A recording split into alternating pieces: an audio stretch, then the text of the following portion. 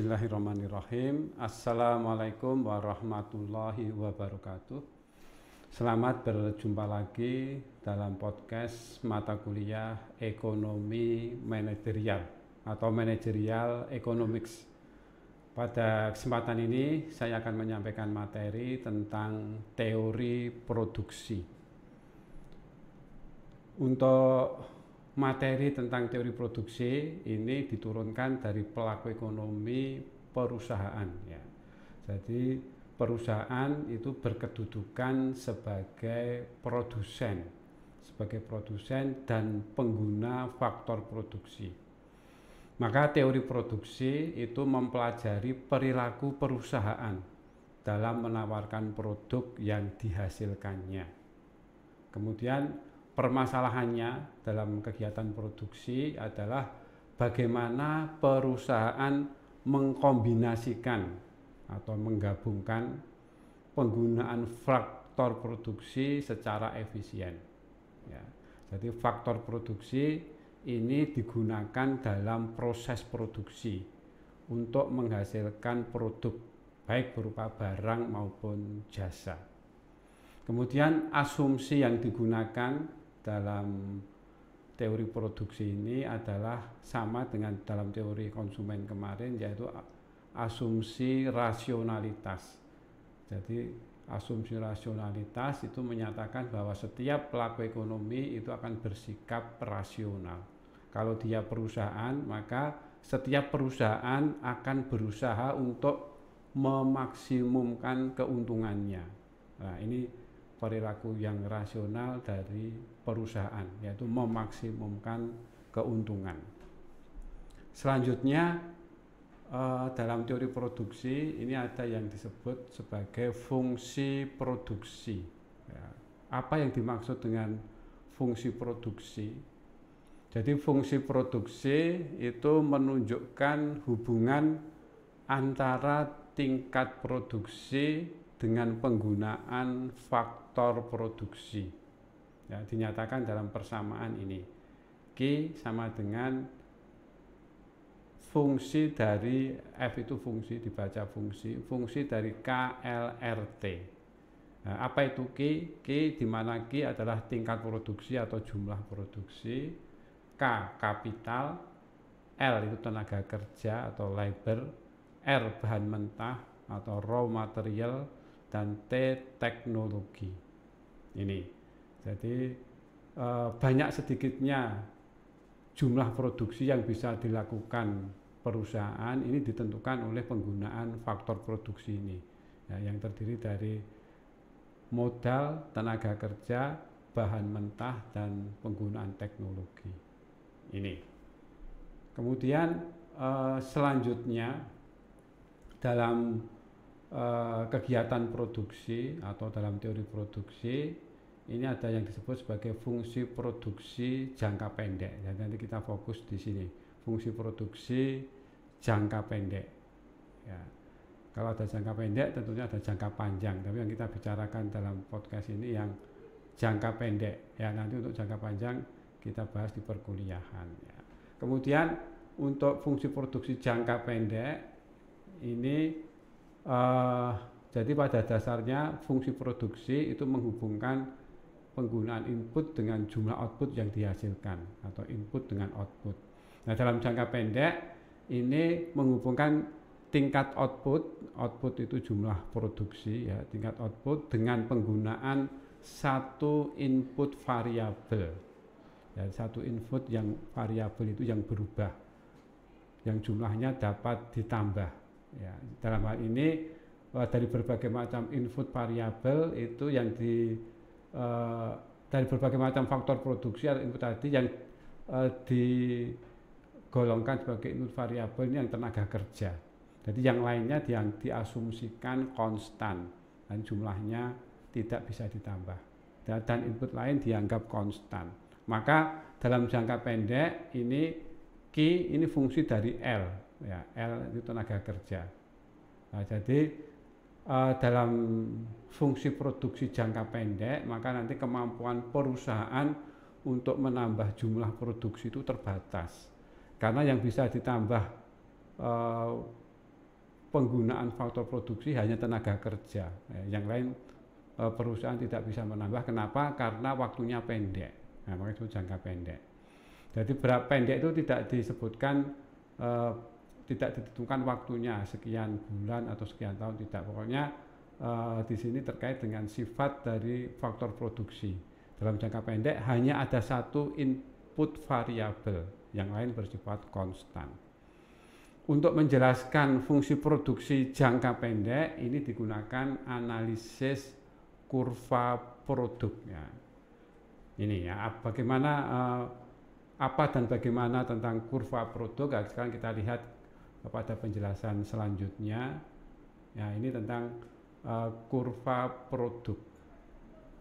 Jadi ada 3 besaran ya dalam kurva produk, ada TP, AP, dan MP. TP itu kepanjangan dari total product, ya.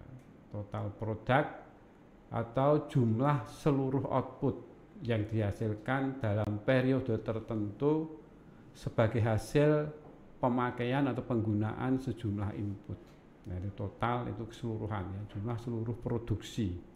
Kemudian ada average product, ya. Average itu rata-rata, produksi rata-rata atau produk rata-rata yang dihasilkan, itu AP. Ya, di mana AP, L itu dari labor tenaga kerja, tadi L itu di bawahnya ini yang ditulis di bawah, L, APL ini AP dari penggunaan tenaga kerja tertentu, itu TP dibagi jumlah tenaga kerja. Karena yang bersifat variabel hanya tenaga kerja ya tadi dalam jangka pendek. Kemudian ada marginal product atau MP. Ya, MPL, ya, MPL itu diperoleh dari delta TP dibagi delta L. Ingat ya, konsep delta. Delta itu adalah perubahan nilai dari keadaan mula-mula ke keadaan yang baru. Ini perubahannya atau tambahannya berapa, itulah delta. Nah, nanti ada contohnya. Kemudian atau MPL ini bisa jadi dengan cara lain, karena nanti tambahan L-nya itu satu satuan, maka MPL itu sama dengan TPN dikurangi TPN-1. Jadi TP pada penggunaan tenaga kerja tertentu, N pada ke N itu dikurangi TP pada penggunaan tenaga kerja sebelumnya. Ya, ini. Ya, ini 3 besaran dalam kurva produk. Nah, nanti ini ada kurvanya dan ada hubungan yang tertentu di antara ketiganya ini. Nah, sekarang kita lihat selanjutnya sebelum ke kurva. Ini dalam jangka pendek. Ini ada sebuah hukum yang hukum dalam teori produksi fungsi produksi jangka pendek yang disebut sebagai hukum law of diminishing return. Nah, ini hukum ini sudah tidak asing dalam pembahasan tentang teori produksi, yaitu law of diminishing return, hukum pengembalian hasil yang menurun. Return ini pengembalian atau tambahan hasil, ini MP ya tadi, yang diminishing itu menurun. Bagaimana bunyi dari hukum ini? Ya, jadi bunyinya ini, isinya ini ya.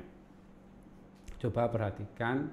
Jadi law of diminishing return itu menyatakan bahwa penambahan input variabel dalam tenaga kerja ya secara terus menerus sebesar 1 unit, mula-mula tambahan hasil akan meningkat.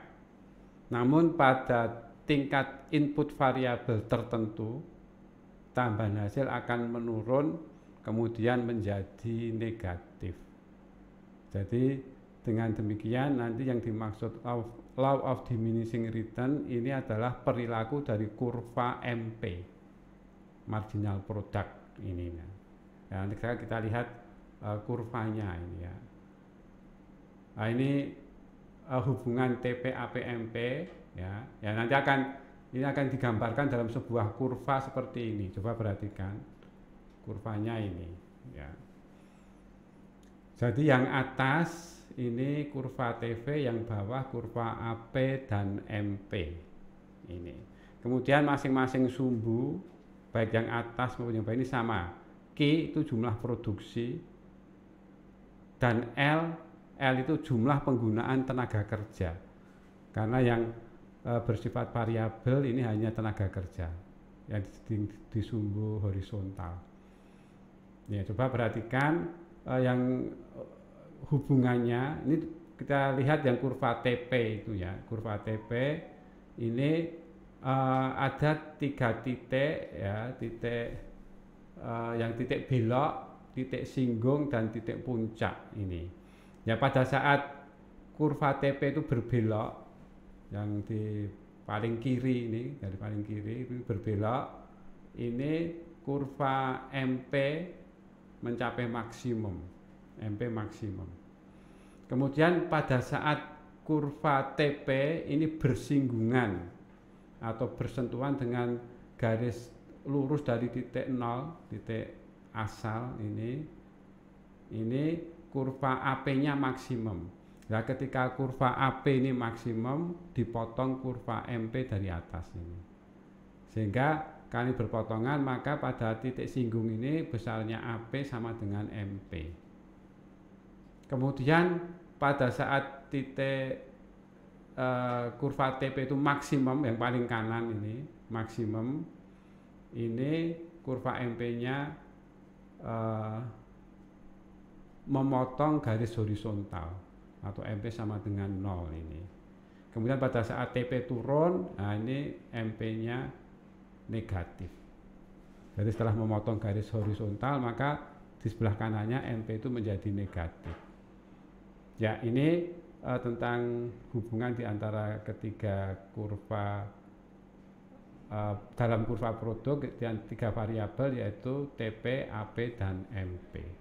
Nah, kemudian ini secara grafik seperti ini. Nah, nanti ini akan lebih jelas, nanti akan kita bahas dalam perkuliahan ya. Ya, demikian untuk materi tentang teori produksi. Kita jumpa lagi dalam materi selanjutnya tentang biaya produksi. Wassalamualaikum warahmatullahi wabarakatuh.